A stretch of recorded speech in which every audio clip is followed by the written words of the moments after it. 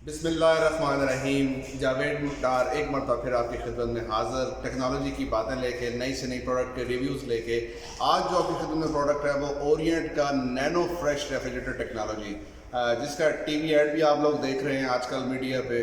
और मैंने कहा इसका प्रोडक्ट रिव्यू दे दूं ताकि जो मेरे यूट्यूब यूज़र्स हैं, मेरे यूट्यूब व्यूवर्स हैं, मेरे जो मुझसे रिव्यू मांगते हैं, मेरे कमेंट्स में मुझे नई टेक्नोलॉजी का कहते रहते हैं, उनके लिए भी आज ये मेरी लिए वीडियो आपसे रिक्वेस्ट करूंगा कि शुरू से लेकर आखिर तक देखिएगा, क्योंकि बहुत ही ज़बरदस्त टेक्नोलॉजी, बहुत ही ज़बरदस्त प्रोडक्ट ओरिएंट का refrigerator nano fresh technology inverter refrigerator का रिव्यू लेकर आया हूँ। तो चलते हैं प्रोडक्ट की तरफ।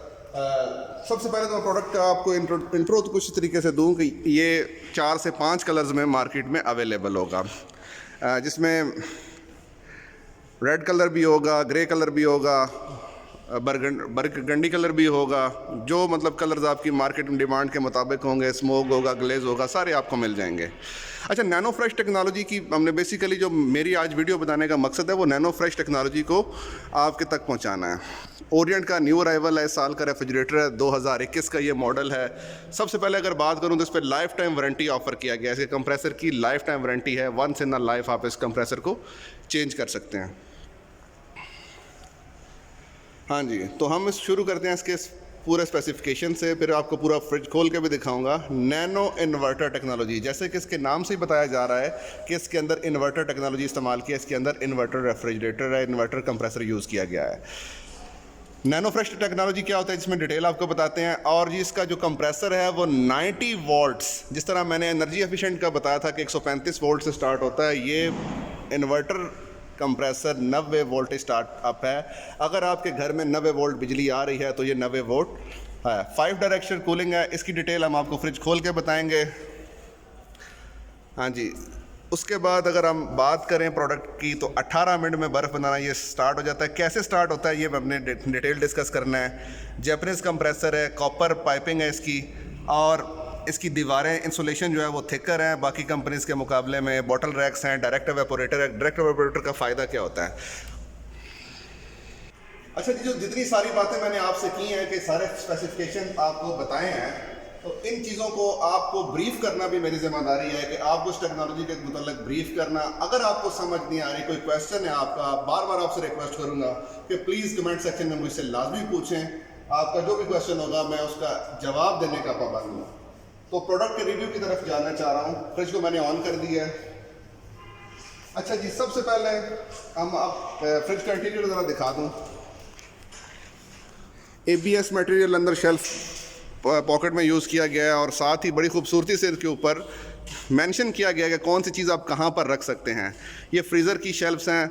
अच्छा, इंसुलेशन से मुराद आपको बताया कि इसकी ये जो दीवारें हैं, ये वाली, ये दीवार और दरवाज़ा, इसके अंदर फोमिंग की गई है। इंसुलेशन है वो बाकी कंपनीज़ के मुकाबले में 10 mm ज़्यादा की गई है, 42 mm इसमें आलमोस्ट की गई है। अच्छा, ये डायरेक्ट एवेपोरेटर इस चीज़ को बोला जाता है कि जैसे ही अभी फ्रिज ऑन की इसने कूलिंग करना स्टार्ट कर दी हो, ये 18 मिनट में बर्फ़ बनाने में आपके लिए हेल्पफुल होगा। आपको एक इस फ्रिज के अंदर बोतल नज़र आ रही होगी, इसको हम कहते हैं यूटेक्टिक बोतल।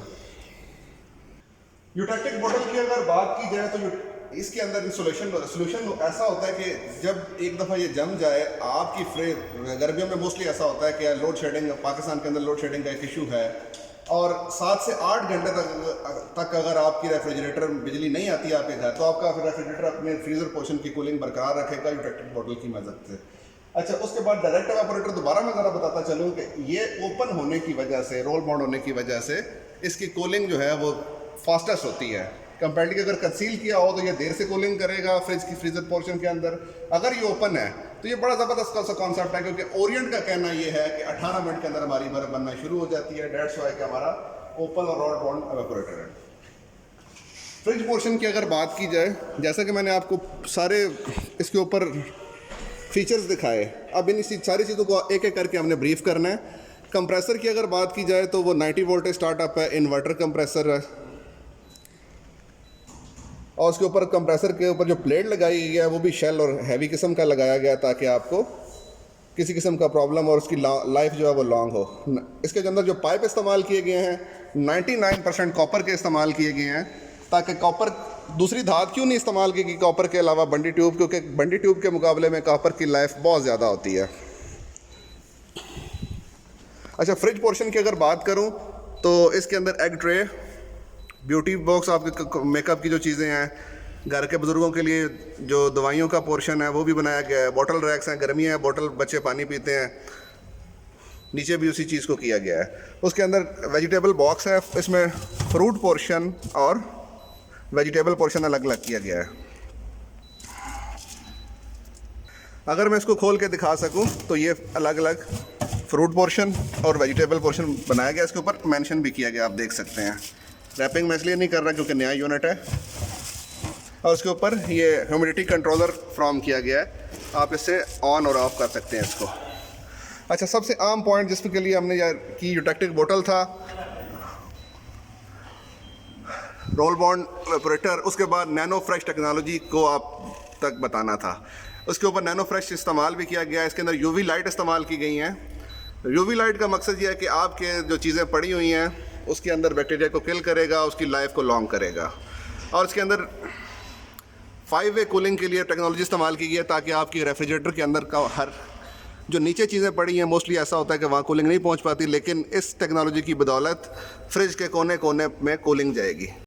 अच्छा, ये जो आपको ना अगर नैनो फ्रेश टेक्नोलॉजी इस्तेमाल देखें, जिसके नीचे कट्स लगा हुआ है नज़र आ रहा है, ये फ़ैन है इसके अंदर इंस्टॉल्ड है, जो जब आप दरवाज़ा बंद करते हैं तो ये ऑन हो जाता है और आपके फ्रिज के पोर्शन के अंदर नीचे तक पूरी कूलिंग को सर्कुलेट करता है, जिसके आपसे चीज़ें जो आपकी फ्रूट्स हैं, वेजिटेबल्स हैं, दूध है, बाकी जो पेरिशेबल चीज़ें हैं वो सारी देर टाइम तक प्रिजर्व होती हैं।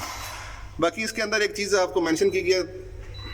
अच्छा जी, बहुत से लोगों का क्वेश्चन होता है कि जी हमने ये थर्मोस्टेट है, इसको इस्तेमाल कैसे करना है, 0, 1, 2, 3, 4, 5, 7, और हमें पता नहीं कि हमने 1 पे फ्रिज तेज़ चलती है, 2 पे तेज़ चलती है, कूलिंग ज़्यादा करनी हो, तो इसके ऊपर पूरा मेंशन किया गया है कि अगर मैं आपको दिखा सकूं कि अगर आपकी फ्रिज 0 पे है तो इसका मतलब है वो ऑफ है।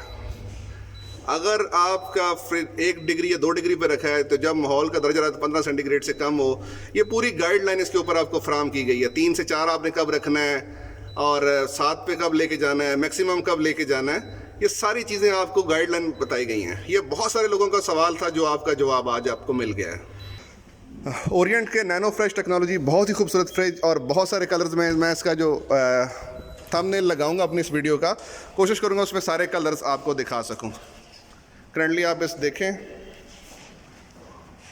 ओरिएंट की नैनो फ्रेश टेक्नोलॉजी, उम्मीद है आपको 5-वे कूलिंग के साथ, 90 वोल्ट इन्वर्टर कंप्रेसर के साथ, nano fresh technology, Japanese compressor, copper piping, open evaporator, roll bond evaporator, 18 minute में बर्फ़ और थिकर इंसुलेशन, एक अच्छी कूलिंग मशीन के साथ अच्छे डिज़ाइन भी आपको फराहम किए गए हैं। उम्मीद है आपको ये टेक्नोलॉजी और ये वीडियो बहुत पसंद आई होगी। कमेंट सेक्शन में अपनी राय का इज़हार ज़रूर कीजिएगा। ओ से ओरिएंट, पहली चाहत, पाकिस्तान जिंदाबाद।